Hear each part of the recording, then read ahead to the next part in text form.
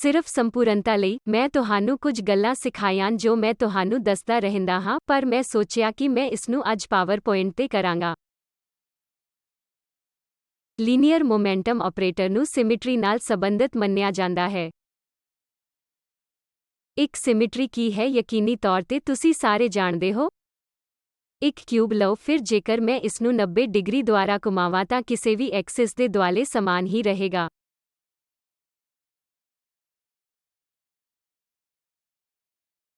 ਇਸ ਤੋਂ ਪਹਿਲਾਂ ਕਿ ਮੈਂ ਇੱਕ ਕਿਊਬ ਦਿਖਾਉਣ ਤੋਂ ਬਿਨਾਂ ਸਾਰੇ ਸਿਰਲੇਖ ਇੱਕੋ ਜਿਹੇ ਰੰਗ ਦੇ ਹੁੰਦੇ ਹਨ।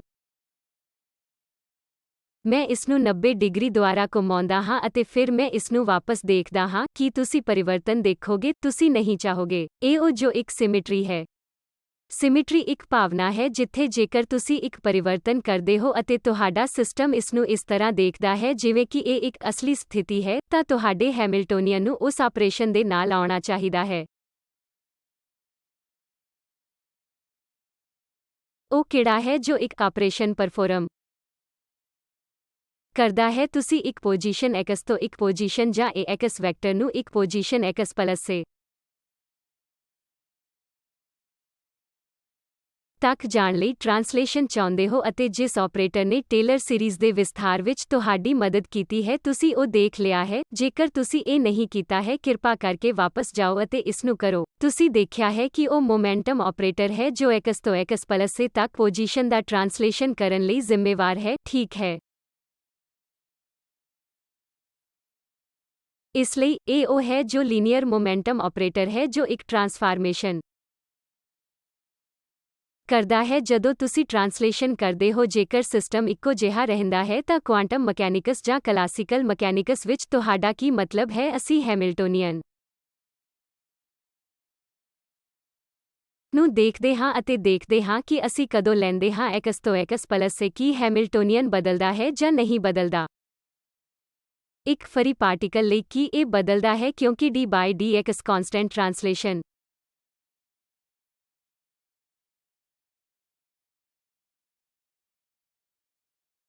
ਦੇ ਅਧੀਨ ਇੱਕੋ ਜਿਹਾ ਰਹਿੰਦਾ ਹੈ। ਹਾਰਮੋਨਿਕ ਓਸੀਲੇਟਰ ਨਾਲ ਕੀ ਹੁੰਦਾ ਹੈ? ਇਹ ਹਾਫ ਕੇ x ਸਕੁਏਅਰ ਵਿੱਚ ਬਦਲਦਾ ਹੈ। ਤੁਹਾਡੇ ਕੋਲ x ਪਲੱਸ a ਵਿੱਚ ਸ਼ਿਫਟ ਹੋ ਰਿਹਾ ਹੈ, ਇਹ ਇਸ ਨੂੰ ਬਦਲ ਦੇਵੇਗਾ, ਠੀਕ ਹੈ।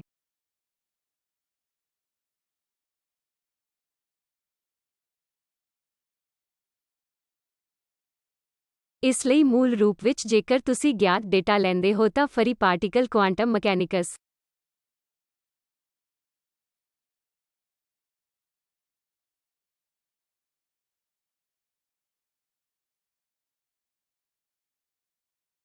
ਵਿੱਚ p ਸਕੁਏਅਰ ਓਵਰ 2m ਹੈ। ਜੇਕਰ ਤੁਸੀਂ ਇਸ ਪਰਿਵਰਤਨ ਨੂੰ ਡਾਇਮੈਂਸ਼ਨ ਵਿੱਚ ਕਰਦੇ ਹੋ ਜਿਵੇਂ ਕਿ x goes to x plus a h goes to h prime ਜੋ ਕਿ ਫਰੀ ਪਾਰਟੀਕਲ ਲਈ h ਹੈ।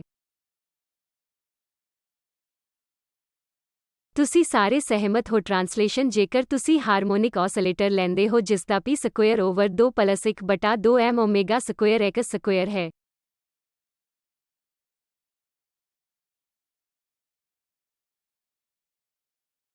ਜੋ h ਪ੍ਰਾਈਮ ਹਾਰਮੋਨਿਕ ਓਸੀਲੇਟਰ ਤੇ ਜਾਂਦਾ ਹੈ ਜੋ ਕਿ h ਦੇ ਬਰਾਬਰ ਨਹੀਂ ਹੈ, ਅਤੇ ਜਦੋਂ ਮੈਂ ਇਹ ਪਰਿਵਰਤਨ ਕਰਦਾ ਹਾਂ ਤਾਂ x ਦਾ ਕੋਈ ਵੀ wave function psi x plus a ਦੇ psi ਤੇ ਜਾਂਦਾ ਹੈ ਅਤੇ I ਇਸ ਨੂੰ x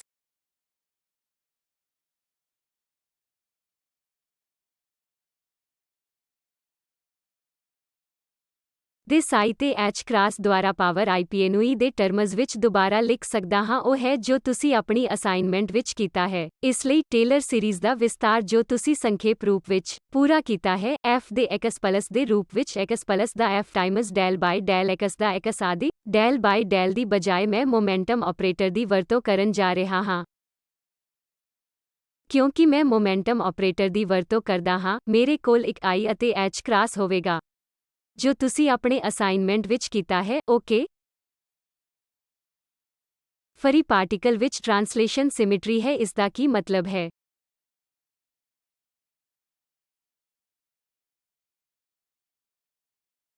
ਜਿੱਥੇ ਹਾਰਮੋਨਿਕ ਓਸੀਲੇਟਰ ਵਿੱਚ ਟ੍ਰਾਂਸਲੇਸ਼ਨ ਸਿਮਿਟਰੀ ਨਹੀਂ ਹੈ।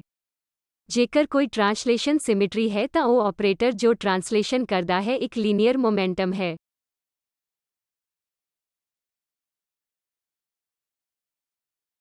ਲੀਨੀਅਰ ਮੋਮੈਂਟਮ ਨੂੰ ਕਨਜ਼ਰਵ ਕੀਤਾ ਜਾਣਾ ਚਾਹੀਦਾ ਹੈ। ਕੁਆਂਟਮ ਮਕੈਨਿਕਸ ਵਿੱਚ ਮੈਨੂੰ ਪੀ ਪਰਫਾਰਮੈਂਸ ਟ੍ਰਾਂਸਲੇਸ਼ਨ ਲਿਖਣ ਦਿਓ ਜੇਕਰ ਹੈਮਿਲਟੋਨੀਅਨ ਟ੍ਰਾਂਸਲੇਸ਼ਨ ਦੇ ਅਧੀਨ ਇਨਵੇਰੀਐਂਟ ਹੈ।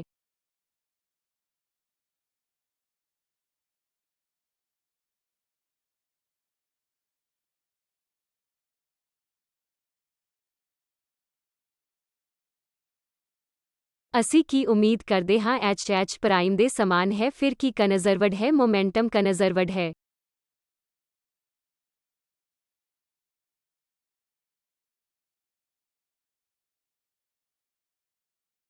ਇਸ ਲਈ ਅਸੀਂ ਇਸ ਨੂੰ ਸਿਸਟਮ ਲਈ ਟ੍ਰਾਂਸਲੇਸ਼ਨ ਸਿਮਿਟਰੀ ਕਹਿੰਦੇ ਹਾਂ। ਇੱਕ ਸਿਮਿਟਰੀ ਨਾਲ ਸੰਬੰਧਿਤ ਉਹ ਜੋ ਸਿਮਿਟਰੀ ਆਪਰੇਸ਼ਨ ਕਰਦਾ ਹੈ ਜਦੋਂ ਅਸੀਂ ਕਲਾਸੀਕਲ ਮਕੈਨਿਕਸ ਕੁਆਂਟਮ ਮਕੈਨਿਕਸ ਨੂੰ ਕਨਜ਼ਰਵ ਕਰਦੇ ਹਾਂ। ਜੋ ਅਸੀਂ ਕਹਿੰਦੇ ਹਾਂ d/dt ਹਾਈਜ਼ਨਬਰਗ ਦੀ ਤਸਵੀਰ p ਆਪਰੇਟਰ 0 ਹੋਣਾ ਚਾਹੀਦਾ ਹੈ।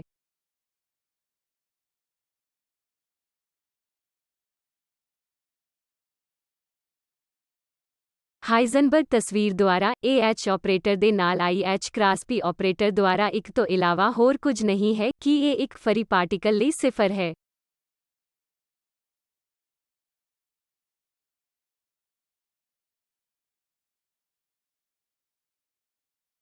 ਫਰੀ ਪਾਰਟੀਕਲ ਲਈ ਇਹ 0 ਹੈ ਜੇਕਰ ਇਹ ਸਿਫਰ ਹੈ ਤਾਂ ਅਸੀਂ ਜਾਣਦੇ ਹਾਂ ਕਿ ਮੋਮੈਂਟਮ ਕਨਜ਼ਰਵਡ ਹੈ ਜਾਂ ਮੋਮੈਂਟਮ ਆਪਰੇਟਰ ਦੇ ਮੈਟ੍ਰਿਕਸ ਐਲੀਮੈਂਟ ਸਮੇਂ ਦੇ ਨਾਲ ਨਹੀਂ ਬਦਲਦੇ। ਇਹ ਮੋਸ਼ਨ ਦਾ ਇੱਕ ਕਾਂਸਟੈਂਟ ਹੈ। ਇਹ ਆਪਰੇਟਰ ਉਹ ਹੈ ਜੋ ਤੁਹਾਡੇ ਲਈ ਟ੍ਰਾਂਸਫੋਰਮੇਸ਼ਨ ਕਰਦਾ ਹੈ ਜੋ ਟ੍ਰਾਂਜੀਸ਼ਨ ਹੈ।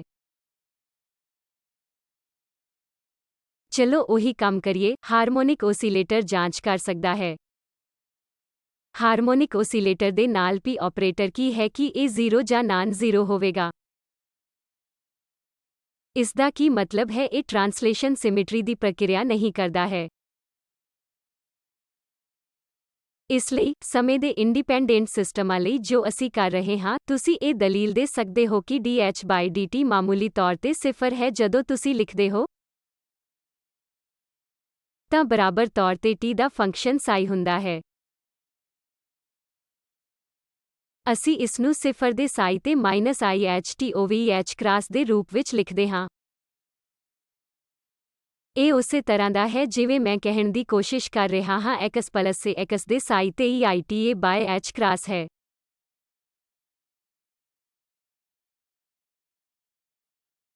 x ਪੈਰਾਮੀਟਰ t ਦੀ ਤਰ੍ਹਾਂ ਹੈ ਫਿਰ ਉਹ ਜੋ ਟਾਈਮ ਟ੍ਰਾਂਸਲੇਸ਼ਨ ਕਰਦਾ ਹੈ ਆਪਰੇਟਰ ਜੋ ਟਾਈਮ ਟ੍ਰਾਂਸਲੇਸ਼ਨ ਕਰਦਾ ਹੈ ਹੈਮਿਲਟੋਨੀਅਨ ਹੈ।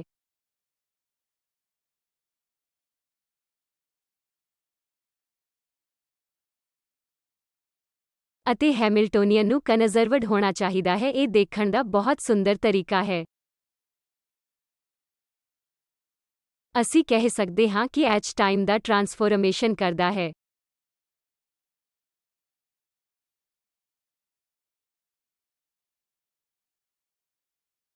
ਇਸ ਲਈ ਹਾਈਜ਼ਨਬਰਗ ਵਿੱਚ t ਦਾ dh/dt ਜੋ ਕਿ ਕਿਸੇ ਵੀ ਤਸਵੀਰ ਵਿੱਚ ਹੈਮਿਲਟੋਨੀਅਨ ਇੱਕੋ ਜਿਹਾ ਹੁੰਦਾ ਹੈ ਟਾਈਮ ਤੋਂ ਇੰਡੀਪੈਂਡੈਂਟ ਜੋ ਤੁਸੀਂ ਜਾਣਦੇ ਹੋ ਕਿ ਸਿਫਰ ਹੋਣਾ ਚਾਹੀਦਾ ਹੈ।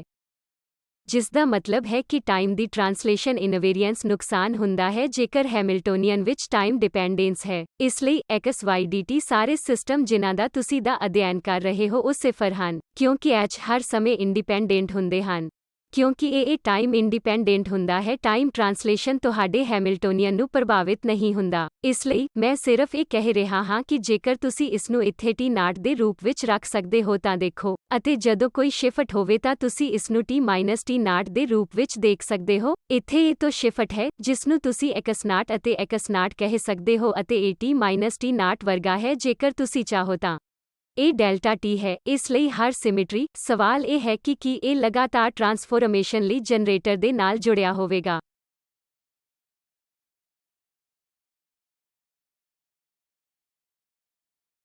ਪੈਰਿਟੀ ਲਈ ਕੀ ਹੈ ਪਾਰਿਟੀ x-x ਤੇ ਜਾਂਦੀ ਹੈ।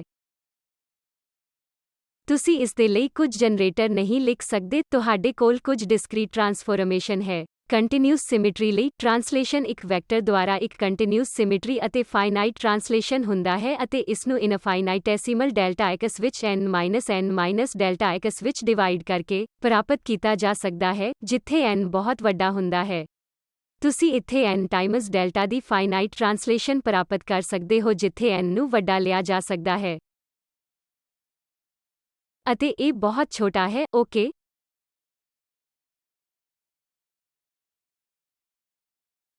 ਕੋਈ ਵੀ ਕੰਟੀਨਿਊਸ ਸਿਮੈਟਰੀ ਜਿਸ ਨੂੰ ਇਨਫਾਈਨਾਈਟੈਸੀਮਲ ਵਰਗੇ ਟ੍ਰਾਂਸਫੋਰਮੇਸ਼ਨ ਵਿੱਚ ਵੰਡਿਆ ਜਾ ਸਕਦਾ ਹੈ। ਤੁਸੀਂ ਇੱਕ ਜਨਰੇਟਰ ਜਾਂ ਇੱਕ ਆਪਰੇਟਰ ਲੱਭ ਸਕਦੇ ਹੋ ਜਿਸ ਨੂੰ ਟ੍ਰਾਂਸਫੋਰਮੇਸ਼ਨ ਦਾ ਜਨਰੇਟਰ ਕਿਹਾ ਜਾਂਦਾ ਹੈ।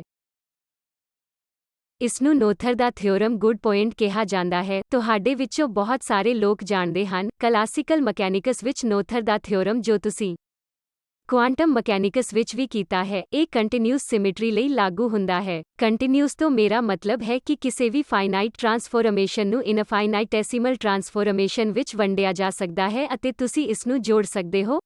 ਮੇਰਾ ਮਤਲਬ ਇਹ ਹੈ ਕਿ ਇੱਕ ਕਿਊਬ ਦੀ ਰੋਟੇਸ਼ਨ ਜਿਸ ਨੂੰ ਮੈਂ 90 ਡਿਗਰੀ ਇੱਕ ਡਿਸਕ੍ਰੀਟ ਟ੍ਰਾਂਸਫੋਰਮੇਸ਼ਨ ਕਿਹਾ ਹੈ ਉੱਥੇ ਮੈਂ ਇਸ ਜਨਰੇਟਰ ਨੂੰ ਲਾਗੂ ਨਹੀਂ ਕਰ ਸਕਦਾ ਜੋ ਇਹ ਆਪਰੇਸ਼ਨ ਕਰਦਾ ਹੈ।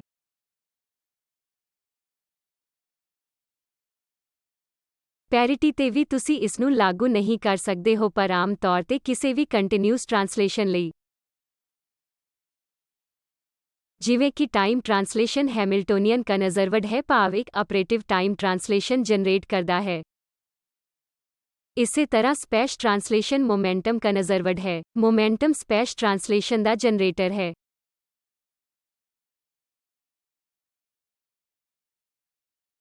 ਲੀਨੀਅਰ ਮੋਮੈਂਟਮ ਆਪਰੇਟਰ ਇੱਕ ਆਪਰੇਟਰ ਨਾਲ ਸੰਬੰਧਿਤ ਹੈ ਜੋ ਟ੍ਰਾਂਸਲੇਸ਼ਨ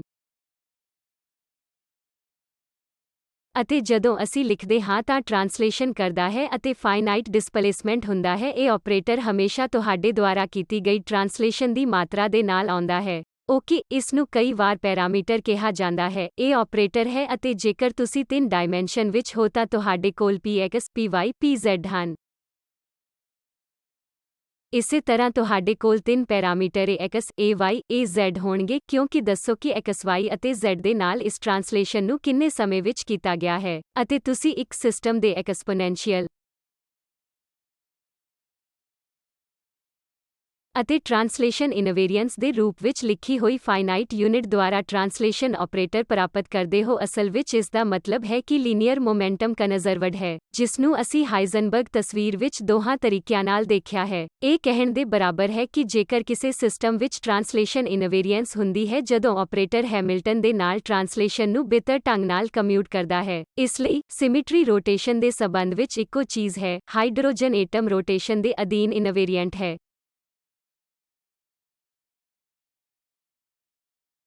ਕੀ ਇਹ ਟ੍ਰਾਂਸਲੇਸ਼ਨ ਦੇ ਅਧੀਨ ਇਨਵੇਰੀਐਂਟ ਹੈ? ਹਾਈਡਰੋਜਨ ਐਟਮ ਦੀ ਸਮੱਸਿਆ ਕੋਆਰਡੀਨੇਟਸ ਵਿੱਚ ਲਿਖੀ ਗਈ ਹੈ। ਇਹ xp ਵੈਕਟਰ ਦੀ ਪੋਜੀਸ਼ਨ ਤੇ ਪ੍ਰੋਟੋਨ ਹੈ ਅਤੇ ਕੋਆਰਡੀਨੇਟ x ਇਲੈਕਟ੍ਰੌਨ ਵੈਕਟਰ ਦੇ ਨਾਲ ਇੱਕ ਇਲੈਕਟ੍ਰੌਨ ਹੈ।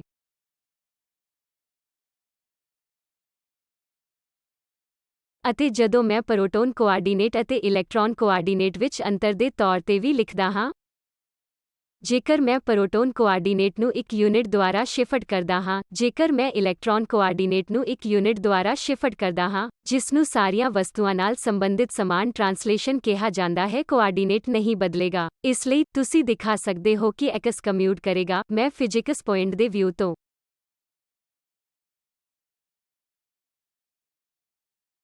3 ਡਾਇਮੈਂਸ਼ਨਲ ਆਈਸੋਟ੍ਰੋਪਿਕ ਹਾਰਮੋਨਿਕ ਓਸੀਲੇਟਰ ਤੋਂ ਕਹਿਣ ਦੀ ਕੋਸ਼ਿਸ਼ ਕਰ ਰਿਹਾ ਹਾਂ। ਆਈਸੋਟ੍ਰੋਪਿਕ ਇੱਕ ਅਰਥ ਵਿੱਚ x, y, z ਦੇ ਨਾਲ ਇਸ ਦੀ ਓਸੀਲੇਸ਼ਨ ਦੀ ਫ੍ਰੀਕੁਐਂਸੀ ਇੱਕੋ ਜਿਹੀ ਹੈ। ਤੁਸੀਂ x square plus y square plus z square plus r square ਲਿਖ ਸਕਦੇ ਹੋ ਜੋ ਕਿ ਇਹਨਾਂ ਸਾਰੀਆਂ ਸਥਿਤੀਆਂ ਵਿੱਚ ਸੈਂਟਰਲ ਫੋਰਸ ਸਮੱਸਿਆ ਦੀ ਤਰ੍ਹਾਂ ਵੀ ਹੈ। ਤੁਸੀਂ ਇਹ ਦਿਖਾ ਸਕਦੇ ਹੋ ਕਿ ਇਸ ਵਿੱਚ ਰੋਟੇਸ਼ਨਲ ਇਨਵੇਰੀਐਂਸ ਹੈ। ਰੋਟੇਸ਼ਨਲ ਇਨਵੇਰੀਐਂਸ ਅਸੀਂ ਤੁਹਾਡੀਆਂ ਸਾਰੀਆਂ ਅਸਾਈਨਮੈਂਟਾਂ ਵਿੱਚ ਕਈ ਵਾਰ ਇਸ ਤੇ ਜ਼ੋਰ ਦੇ ਰਹੇ ਸੀ। ਇਹ ਕਹਿਣ ਦੇ ਬਰਾਬਰ ਹੈ ਕਿ ਐਂਗੂਲਰ ਮੋਮੈਂਟਮ ਕਨਜ਼ਰਵਡ ਹੈ ਜਾਂ ਇਸ ਦੇ ਬਰਾਬਰ ਹੈਮਿਲਟੋਨੀਅਨ ਨੂੰ ਜਨਰੇਟਰਾਂ ਨਾਲ ਕੰਪਿਊਟ ਕਰਨਾ ਚਾਹੀਦਾ ਹੈ ਜੋ ਇਹ ਰੋਟੇਸ਼ਨ ਕਰਦੇ ਹਨ, ਜੋ ਤੁਹਾਡੇ ਐਂਗੂਲਰ ਮੋਮੈਂਟਮ ਦੇ ਕੰਪੋਨੈਂਟ ਹਨ ਅਤੇ ਅਸੀਂ ਇਸ ਨੂੰ ਭੌਤਿਕ ਸਪੈਸ਼ ਵਿੱਚ ਰੋਟੇਸ਼ਨ ਵਿੱਚ ਰੱਖਣ ਦੀ ਕੋਸ਼ਿਸ਼ ਕਰ ਰਹੇ ਹਾਂ। ਇਸ ਲਈ ਇਹ ਔਰਬਿਟਲ ਐਂਗੂਲਰ ਮੋਮੈਂਟਮ ਹੈ ਜਿਸ ਨੂੰ ਤੁਸੀਂ ਸਮਝ ਸਕਦੇ ਹੋ ਕਿ ਇਹ ਸਿੱਧਾ ਹੈ ਪਰ ਇਸ ਨੂੰ ਥੋੜਾ ਹੌਲੀ-ਹੌਲੀ ਪਾਰ ਕੀਤਾ ਜਾਵੇਗਾ।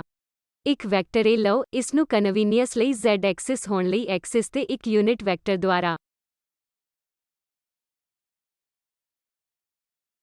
ਦਿੱਤੇ ਗਏ n ਤੇ ਇੱਕ ਯੂਨਿਟ ਵੈਕਟਰ ਦੁਆਰਾ ਦਿੱਤੇ ਗਏ ਕਿਸੇ ਵੀ ਐਕਸਿਸ ਦੇ ਬਾਰੇ ਇੱਕ ਐਂਗਲ ਥੀਟਾ ਦੁਆਰਾ ਰੋਟੇਟ ਕਰੋ, ਪਰ ਤੁਸੀਂ ਇਸ ਨੂੰ ਕਿਸੇ ਵੀ ਆਰਬਿਟਰੀ ਐਕਸਿਸ ਵਜੋਂ ਲੈ ਸਕਦੇ ਹੋ। ਕੀ ਵੈਕਟਰ ਇਹ ਇੱਕੋ ਹੀ ਰਹੇਗਾ? ਇਹ ਨਹੀਂ ਹੋਵੇਗਾ, ਇਹ ਰੋਟੇਸ਼ਨ ਵਿੱਚ ਬਦਲ ਜਾਵੇਗਾ। ਪਰ ਤੁਸੀਂ ਇਹ ਵੀ ਜਾਣਦੇ ਹੋ ਕਿ ਰੋਟੇਸ਼ਨ ਰੇਡੀਅਲ ਕੋਆਰਡੀਨੇਟ ਵਿੱਚ ਵੈਕਟਰਾਂ ਦਾ ਇੱਕ ਪੁਆਇੰਟ ਪ੍ਰੋਡਕਟ ਨਹੀਂ ਬਦਲੇਗਾ, ਰੋਟੇਸ਼ਨ ਵਿੱਚ ਬਦਲਦਾ ਹੈ, ਜਾਂ ਕੋਈ ਵੀ ਵੈਕਟਰ ਇੱਕ ਡਾਟ ਨਹੀਂ ਬਦਲੇਗਾ। ਕਾਰਨ ਰੋਟੇਸ਼ਨ ਮੈਟ੍ਰਿਕਸ ਹੈ। ਇਸ ਸਥਿਤੀ ਨੂੰ ਕੀ ਕਿਹਾ ਜਾਂਦਾ ਹੈ? ਔਰਥੋਗੋਨਲ ਮੈਟ੍ਰਿਕਸ।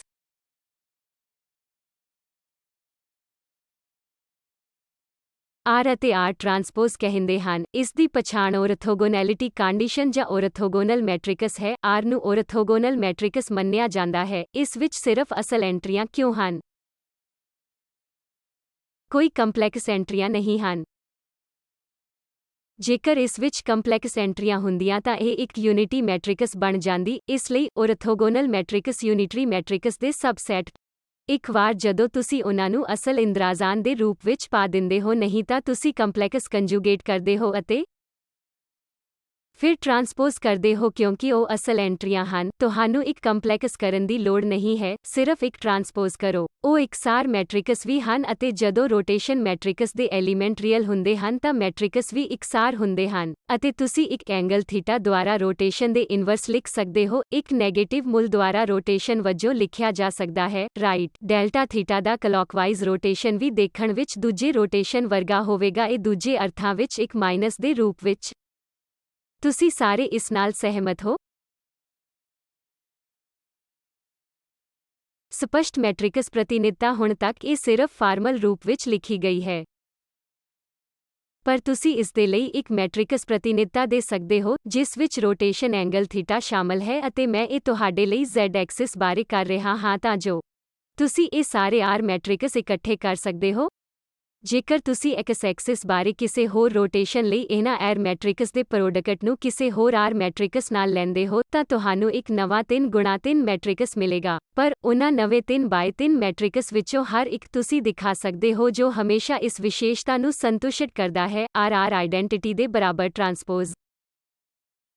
ਜਦੋਂ ਵੀ ਤੁਹਾਡੇ ਕੋਲ ਇੱਕ ਕਲੈਕਸ਼ਨ ਹੋਵੇਗਾ, ਇਹ ਇਨਫਾਈਨਾਈਟ ਮੈਟ੍ਰਿਕਸ ਸੈੱਟ ਕੀਤਾ ਜਾਵੇਗਾ ਜਿਸ ਵਿੱਚ ਤੁਸੀਂ ਥੀਟਾ ਬਦਲ ਸਕਦੇ ਹੋ, ਤੁਸੀਂ ਐਕਸਿਸ ਬਦਲ ਸਕਦੇ ਹੋ, ਪਰ 3 ਐਕਸਿਸ 3 ਇੰਡੀਪੈਂਡੈਂਟ ਐਕਸਿਸ ਹਨ ਜੋ ਤੁਹਾਡੇ ਕੋਲ ਕਿਸੇ ਵੀ 2 R ਮੈਟ੍ਰਿਕਸ ਦਾ ਪ੍ਰੋਡਕਟ ਹੈ। ਇੱਕ ਨਵਾਂ R ਮੈਟ੍ਰਿਕਸ ਹੋਵੇਗਾ ਜੋ ਦੁਬਾਰਾ ਇਸ ਸੰਪਤੀ ਨੂੰ ਸਰਲ ਕਰਦਾ ਹੈ। ਅਤੇ ਸਾਡੀ ਇੱਕ ਹੋਰ ਕੰਡੀਸ਼ਨ ਵੀ ਹੈ, ਤਾਂ ਇਸ R ਮੈਟ੍ਰਿਕਸ ਦਾ ਨਿਰਧਾਰਕ ਕੀ ਹੈ? ਇਸ ਮੈਟ੍ਰਿਕਸ ਦਾ ਨਿਰਧਾਰਕ 1 ਹੈ। ਇਸ ਲਈ ਹਰੇਕ ਮੈਟ੍ਰਿਕਸ ਲਈ ਮੈਟ੍ਰਿਕਸ ਦੇ ਇਸ ਕਲੈਕਸ਼ਨ ਵਿੱਚ ਤੁਹਾਡੇ ਕੋਲ ਇੱਕ ਇਨਵਰਸ ਮੈਟ੍ਰਿਕਸ ਵੀ ਹੈ। ਤੁਹਾਨੂੰ ਸਿਰਫ ਰੋਟੇਸ਼ਨ ਥੀਟਾ ਦੀ ਭਾਵਨਾ ਨੂੰ ਮਾਈਨਸ ਥੀਟਾ ਵਿੱਚ ਬਦਲਣਾ ਪਵੇਗਾ। ਇਹ ਸੈੱਟ, ਜੋ ਕਿ ਇਹਨਾਂ ਸਾਰੀਆਂ R ਮੈਟ੍ਰਿਸਿਸ ਦਾ ਕਲੈਕਸ਼ਨ ਹੈ ਅਤੇ ਜਿਸ ਵਿੱਚ ਇਨਵਰਸ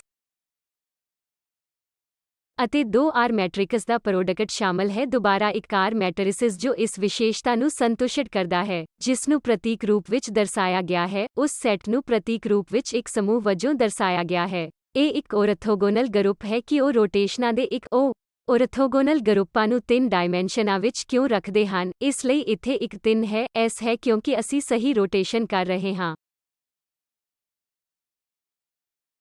ਜੋ ਕਿ ਸਹੀ ਰੋਟੇਸ਼ਨ ਮੈਟ੍ਰਿਸਿਸ ਦਾ ਨਿਰਧਾਰਕ ਹੈ, ਉਹ ਸਾਰੇ ਇੱਕ ਫਾਰਮਲ ਤੌਰ ਤੇ ਰੋਟੇਸ਼ਨ ਮੈਟ੍ਰਿਕਸ ਦੇ ਇਸ ਕਲੈਕਸ਼ਨ ਨੂੰ ਕਹਿੰਦੇ ਹਨ। ਉਹ ਸੈੱਟ ਲੋੜੀਂਦੇ ਸਾਰੀਆਂ ਵਿਸ਼ੇਸ਼ਤਾਵਾਂ ਨੂੰ ਸਰਲ ਕਰਦਾ ਹੈ। ਇਸ ਲਈ ਸੈੱਟ ਨੂੰ ਇੱਕ ਗਰੁੱਪ ਕਿਹਾ ਜਾਂਦਾ ਹੈ, ਨਹੀਂ ਤਾਂ ਤੁਸੀਂ ਇਸ ਨੂੰ ਇੱਕ ਗਰੁੱਪ ਵਜੋਂ ਨਹੀਂ ਕਹਿ ਸਕਦੇ, ਜਿਸ ਲਈ ਤੁਹਾਨੂੰ ਸਵੈ ਸਿੱਧਾਂ ਦੇ ਇੱਕ ਸੈੱਟ ਦੀ ਲੋੜ ਹੁੰਦੀ ਹੈ। ਅਤੇ ਪ੍ਰਤੀਕ ਤੌਰ ਤੇ ਇਹ ਛੋਟਾ ਸ਼ਾਰਟਹੈਂਡ ਨੋਟੇਸ਼ਨ ਹੈ, ਰੋਟੇਸ਼ਨਾਂ ਦੇ ਔਰਥੋਗੋਨਲ ਮੈਟ੍ਰਿਕਸ।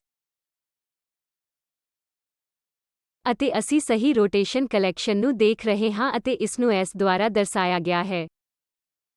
ਇਹਨਾਂ ਮੈਟ੍ਰਿਸਿਸ ਦਾ S ਦਰਸਾਉਂਦਾ ਹੈ +1। SO3 ਇੱਕ ਫੈਂਸੀ ਲੈਂਗੁਏਜ ਹੈ। ਜੇਕਰ ਤੁਸੀਂ ਕਿਸੇ ਵੀ ਕਿਤਾਬ ਨੂੰ ਦੇਖਣ ਜਾਂਦੇ ਹੋ ਤਾਂ ਤੁਸੀਂ ਦੇਖੋਗੇ SO3 ਰੋਟੇਸ਼ਨਾਂ ਦਾ ਗਰੁੱਪ ਹੈ। ਇਸ ਲਈ ਇਹ ਕਿਸੇ ਵੀ ਆਰਬਿਟਰੀ ਐਕਸਿਸ ਬਾਰੇ ਸਾਰੇ ਰੋਟੇਸ਼ਨ ਮੈਟ੍ਰਿਸਿਸ ਦੇ ਕਲੈਕਸ਼ਨ ਤੋਂ ਇਲਾਵਾ ਕੁਝ ਨਹੀਂ ਹੈ। ਇਸ ਨੋਟੇਸ਼ਨ ਨਾਲ ਡਰੋ, ਇਸ ਲਈ ਮੈਂ ਤੁਹਾਨੂੰ ਪੁੱਛਾਂਗਾ ਕਿ O4 ਕੀ ਹੈ। ਉਸੇ ਤਰ੍ਹਾਂ 4 ਸਪੈਸ਼ਲ ਡਾਇਮੈਂਸ਼ਨ ਵਿੱਚ ਸਹੀ ਰੋਟੇਸ਼ਨਾਂ ਦਾ ਸੈੱਟ 4 ਸਪੈਸ਼ਲ ਨੂੰ ਤੁਸੀਂ ਨਹੀਂ ਦੇਖ ਸਕੋਗੇ। ਪਰ ਮੰਨ ਲਓ ਕਿ ਤੁਸੀਂ ਸੋਚਦੇ ਹੋ ਕਿ ਇੱਥੇ ਚੌਥੇ ਸਪੈਸ਼ਲ ਡਾਇਮੈਂਸ਼ਨਾਂ ਵਿੱਚ ਤੁਹਾਡੇ ਕੋਲ ਇੱਕ 4x4 ਮੈਟ੍ਰਿਕਸ ਹੋਵੇਗਾ। ਅਤੇ ਕੀ ਮੈਂ ਇਸ ਬਾਰੇ 4 ਡਾਇਮੈਂਸ਼ਨ ਇੱਕ ਐਕਸਿਸ ਦੇ ਬਾਰੇ ਇੱਕ ਰੋਟੇਸ਼ਨ ਵਜੋਂ ਗੱਲ ਕਰ ਸਕਦਾ ਹਾਂ? 3 ਡਾਇਮੈਂਸ਼ਨ ਵਿੱਚ ਜਦੋਂ ਵੀ ਤੁਸੀਂ ਇੱਕ ਰੋਟੇਸ਼ਨ ਕਰਦੇ ਹੋ, ਅਸਲ ਵਿੱਚ ਕੀ ਹੁੰਦਾ ਹੈ, ਜਦੋਂ ਤੁਸੀਂ z ਐਕਸਿਸ ਬਾਰੇ ਇੱਕ ਰੋਟੇਸ਼ਨ ਕਰਦੇ ਹੋ ਤਾਂ ਇਹ ਵੈਕਟਰ ਦਾ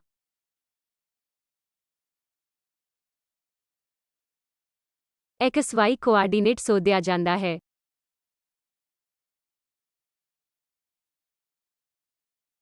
ਜੋ ਕਿ xy ਕੋਆਰਡੀਨੇਟ ਲਈ ਔਰਥੋਗੋਨਲ ਹੈ, ਅਸੀਂ ਇਸ ਨੂੰ z ਐਕਸਿਸ ਕਹਿੰਦੇ ਹਾਂ। ਪਰ ਜੇਕਰ ਤੁਸੀਂ 4 ਡਾਇਮੈਂਸ਼ਨ x ਵਿੱਚ ਹੋ, xy ਸੰਸ਼ੋਧਿਤ ਹੋ ਰਿਹਾ ਹੈ, ਤਾਂ ਹੋਰ ਕੋਆਰਡੀਨੇਟ ਹਨ ਜੋ ਤੁਸੀਂ ਇੱਕ ਵਾਰ 3 ਡਾਇਮੈਂਸ਼ਨ ਤੋਂ ਅੱਗੇ ਜਾਣ ਤੋਂ ਬਾਅਦ ਐਕਸਿਸ ਦੇ ਰੋਟੇਸ਼ਨ ਬਾਰੇ ਗੱਲ ਨਹੀਂ ਕਰ ਸਕਦੇ ਹੋ।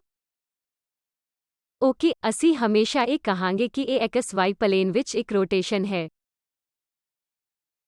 ਉਸੇ ਤਰ੍ਹਾਂ xz ਪਲੇਨ ਵਿੱਚ ਰੋਟੇਸ਼ਨ ਅਤੇ ਇਸ ਤਰ੍ਹਾਂ ਜਦੋਂ ਅਸੀਂ 3 ਡਾਇਮੈਂਸ਼ਨ ਕਰ ਰਹੇ ਹੁੰਦੇ ਹਾਂ, ਤਾਂ ਸਾਨੂੰ ਅਜਿਹਾ ਕਰਨ ਦੀ ਜ਼ਰੂਰਤ ਨਹੀਂ ਹੁੰਦੀ ਹੈ। SO3 ਤੁਸੀਂ ਹੁਣ ਸਮਝ ਗਏ ਹੋ, ਇਹ ਰੋਟੇਸ਼ਨ ਮੈਟਰਿਸਿਸ 3x3 ਦਾ ਕਲੈਕਸ਼ਨ ਹੈ, ਜੋ ਕਿ ਆਈਡੈਂਟਿਟੀ ਲਈ RR ਟਰਾਂਸਪੋਜ਼ ਨੂੰ ਸੰਤੁਸ਼ਟ ਕਰਦਾ ਹੈ।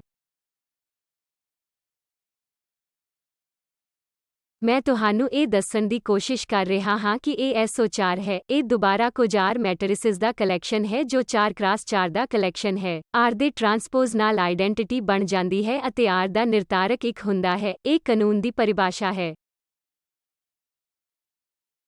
ਪਰ ਮੈਂ ਤੁਹਾਨੂੰ ਇਸ ਵੱਲ ਕਿਉਂ ਤੱਕਣ ਦੀ ਕੋਸ਼ਿਸ਼ ਕਰ ਰਿਹਾ ਹਾਂ? ਜੇਕਰ ਤੁਸੀਂ ਹਾਈਡਰੋਜਨ ਐਟਮ ਪ੍ਰੋਬਲਮ ਨੂੰ ਜਾਣਦੇ ਹੋ, ਤਾਂ ਤੁਸੀਂ ਸਾਰੇ ਜਾਣਦੇ ਹੋ ਕਿ ਐਂਗੂਲਰ ਮੋਮੈਂਟਮ ਕਨਜ਼ਰਵਡ ਹੈ। ਤੁਹਾਡੇ ਕੋਲ ਹਾਈਡਰੋਜਨ ਐਟਮ ਵਿੱਚ ਐਂਗੂਲਰ ਮੋਮੈਂਟਮ ਹੈ।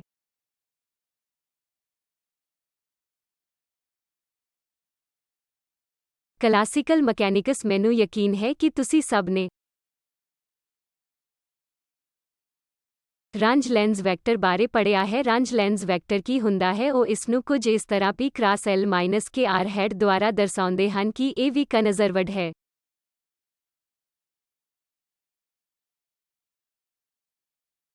ਕਲਾਸੀਕਲ ਮਕੈਨਿਕਸ ਮੈਨੂੰ ਯਕੀਨ ਹੈ ਕਿ ਤੁਸੀਂ ਕੇਪਲਰ ਲਾ ਵਿੱਚ ਵੀ ਅਜਿਹਾ ਕੀਤਾ ਹੋਵੇਗਾ। dA/dt ਵੀ ਕਨਜ਼ਰਵਡ ਹੈ। ਜੇਕਰ ਤੁਸੀਂ ਸਾਰੇ 6 ਨੂੰ ਲਗਾਉਣਾ ਚਾਹੁੰਦੇ ਹੋ ਤਾਂ ਇੱਥੇ 3 ਹਨ ਜੋ ਇੱਥੇ ਹਨ ਜੋ ਕਨਜ਼ਰਵਡ ਹਨ। 3 ਹੋਰ ਹਨ ਜੋ ਕਨਜ਼ਰਵਡ ਹਨ। ਜੇਕਰ ਮੈਂ ਉਨ੍ਹਾਂ ਸਾਰਿਆਂ ਨੂੰ ਇਕੱਠਾ ਕਰਨਾ ਚਾਹੁੰਦਾ ਹਾਂ ਤਾਂ ਮੈਨੂੰ SO4 ਤੇ ਜਾਣ ਦੀ ਲੋੜ ਹੈ। SO4, ਜਿਵੇਂ ਕਿ ਮੈਂ ਕਿਹਾ ਕਿ ਪਲੇਨ ਵਿੱਚ ਇਹ ਇੱਕ ਰੋਟੇਸ਼ਨ ਹੈ। ਇੱਕ ਪਲੇਨ ਬੇਸਿਸ ਵਿੱਚ ਤੁਸੀਂ ਐਕਸਿਸ ਦੇ ਬਾਰੇ ਵਿੱਚ ਕਿੰਨੀਆਂ ਸੰਭਵ ਰੋਟੇਸ਼ਨ ਕਰ ਸਕਦੇ ਹੋ? Angular momentum x axis, y axis ਅਤੇ z ਐਕਸਿਸ ਹਨ। 4 ਡਾਇਮੈਂਸ਼ਨ ਵਿੱਚ ਜੇਕਰ ਕਿਸੇ ਪਲੇਨ ਵਿੱਚ ਰੋਟੇਸ਼ਨ ਜਾਂ ਇੱਕ ਪਲੇਨ ਵਿੱਚ ਰੋਟੇਸ਼ਨ ਨੂੰ ਵੇਖਣਾ ਹੋਵੇ ਤਾਂ ਕਿੰਨੇ ਇੰਡੀਪੈਂਡੈਂਟ ਪਲੇਨ ਹਨ? ਇੱਕ ਪਲੇਨ ਵਿੱਚ 6 ਇੰਡੀਪੈਂਡੈਂਟ ਰੋਟੇਸ਼ਨ ਹਨ।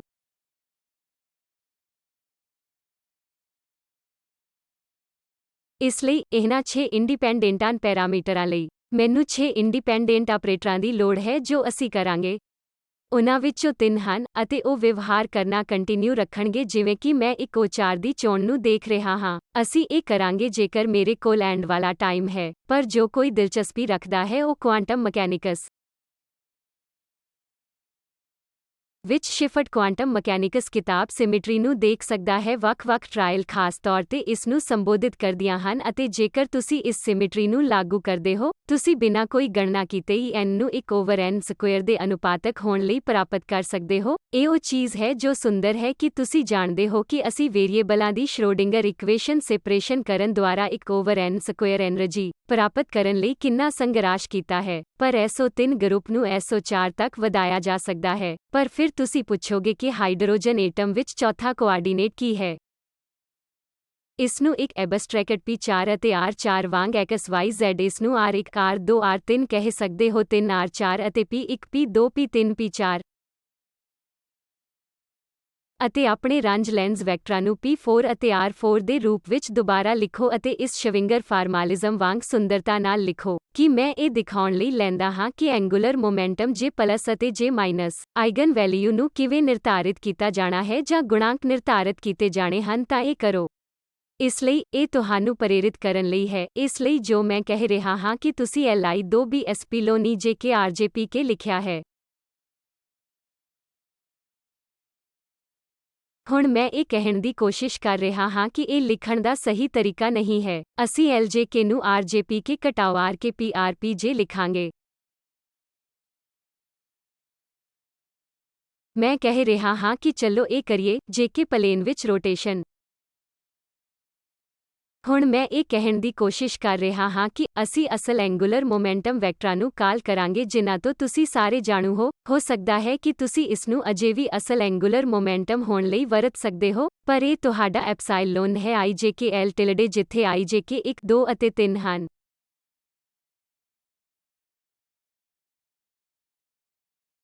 ਤੁਸੀਂ ਇਹ ਵੈਕਟਰ ਨੂੰ LJ4 ਟਿਲਡ ਦੇ ਤੌਰ ਤੇ ਲਿਖ ਸਕਦੇ ਹੋ, ਚੌਥਾ ਕਾਲਪਨਿਕ ਕੋਆਰਡੀਨੇਟ ਲਗਾ ਕੇ।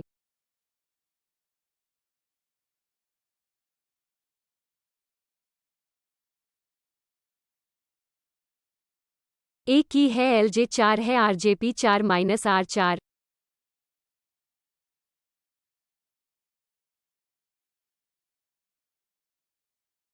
ਇਹ ਉਹ ਥਾਂ ਹੈ ਜਿੱਥੇ ਰੰਜ ਲੈਂਸ ਵੈਕਟਰ ਕੰਪੋਨੈਂਟ A1J ਹੈ ਨੂੰ ਦੁਬਾਰਾ ਲਿਖਿਆ ਜਾ ਸਕਦਾ ਹੈ।